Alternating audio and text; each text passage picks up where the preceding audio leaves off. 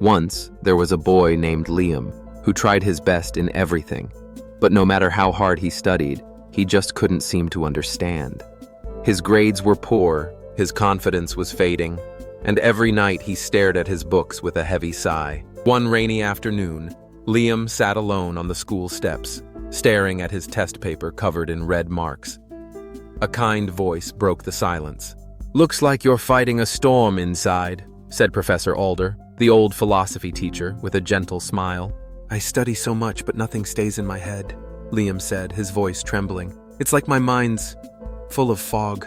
Professor Alder nodded. "Then let me show you 5 small lessons.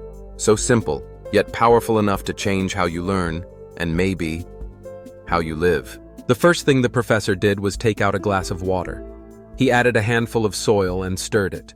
The clear water turned muddy and thick. "This," said the professor, "is your mind when it's full of worry and noise." He set the glass down on the table. "Now wait." A few moments passed in silence.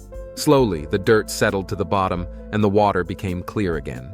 "When the mind is still," he said softly, "you can finally see what's truly there. Learning begins not with effort, but with calm." Liam took a deep breath. For the first time, he felt peace instead of panic.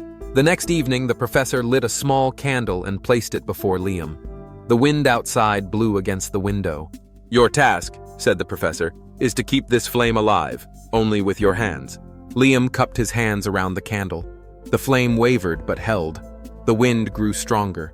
His hands trembled and puff! The flame went out.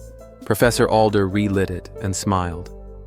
"When you let your thoughts wander like the wind, your focus dies just the same. But when you give all your attention to one small light in front of you, no storm can blow it away." Liam stared at the candle's glow and understood. To protect his flame, he must learn to focus. The following morning, the professor handed Liam 2 objects, a stone and a sponge. "Pour some water over both," he said. The water slid right off the stone, but the sponge soaked it up completely. "Some students memorize without understanding," said the professor. "They are like stones, everything runs off. But those who try to understand, to feel what they learn, they are like sponges. They keep what touches them." Liam smiled faintly. He decided he wouldn't just remember facts anymore. He would absorb them. One afternoon, Professor Alder placed a huge loaf of bread on the table. "Eat it," he said. Liam laughed. "I can't, it's too big." "Then break it apart." Piece by piece, bite by bite, Liam finished the loaf. "See?" the professor said. "Everything seems impossible until you break it into smaller parts. Lessons, goals, fears, they all shrink when you divide them." That day, Liam stopped trying to learn everything at once. He began taking small, steady steps. Finally, the professor handed Liam a small seed. "Plant it," he said. "Water it daily, but don't expect it to sprout right away." Liam did as he was told. Days passed, nothing. A week later, still nothing. But on the 14th day, a tiny green sprout pushed through the soil. Liam ran to the professor, eyes bright with joy. "That," said Professor Alder, "is the miracle of patience. Every time you watered the seed, it was growing quietly underground. Knowledge grows the same way. It blossoms only in those who keep going, even when they see nothing yet."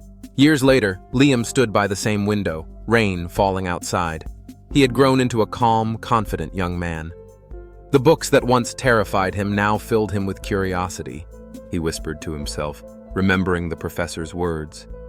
"Everything great begins with something small." And from that day forward, whenever Liam faced a challenge, he thought of muddy water, a trembling candle, a sponge, a loaf of bread, and a single seed.